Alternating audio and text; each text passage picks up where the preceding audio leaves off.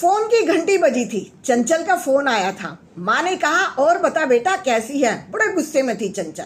माँ, मैं घर आ रही हूँ। हाँ तो बेटा आजा, ये तेरा ही तो घर है, किसने मना किया। और 1 घंटे के बाद चंचल घर पहुंच गई थी। बैठी थी तो माँ ने कहा, जा बहू जरा इसके लिए पानी लेकर आ, ठंडा वंडा लेकर आ। मुझे कोई ठंडा वंडा नहीं चाहिए। अरे इतने गुस्से में क्या है, क्या हुआ। मम्मी मुझे मेरा हिस्सा दे दो।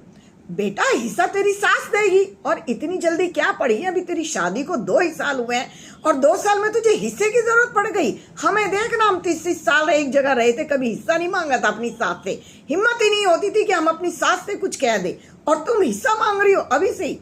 माँ मैं अपनी ससुराल में नहीं, मैं आपसे हिस्सा मांगने आई हूँ। मेरे से? मेरे पास ऐसा क्या रखा जो मैं तुझे हिस्से में बांट दूं। माँ मुझे प्रॉपर्टी में हिस्सा दे दो। अच्छा तो तू अपने भाई की प्रॉपर्टी का हिस्सा मांगने आई है। क्यों माँ, भाई का और मेरा बराबर का हिस्सा नहीं है क्या? कानूनी हक है ये हमारा।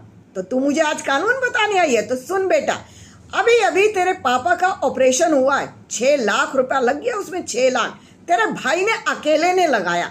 कहाँ थी तू उस टाइम जब तेरे भाई ने ये पैसा लगाया?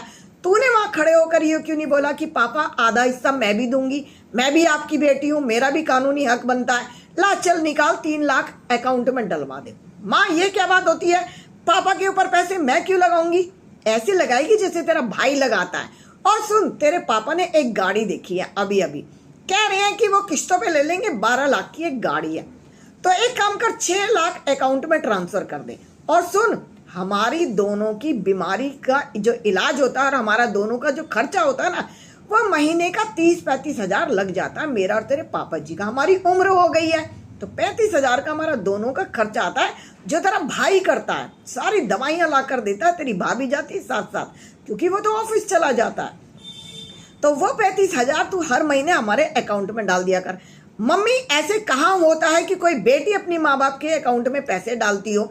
मैं आपसे हिस्सा मांगने आई हूँ और आप उल्टा मेरे से हिस्सा मांग रही हो।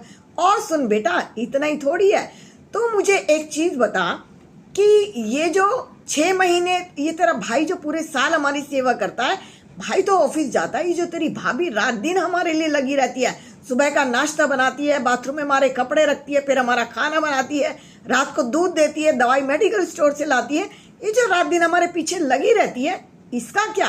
तो एक बात बता, 8 से 6 महीने मैं तेरे घर रहूंगी, मैं और तेरे पापा जी, और 6 महीने मैं तेरे भाई के पास रहूंगी।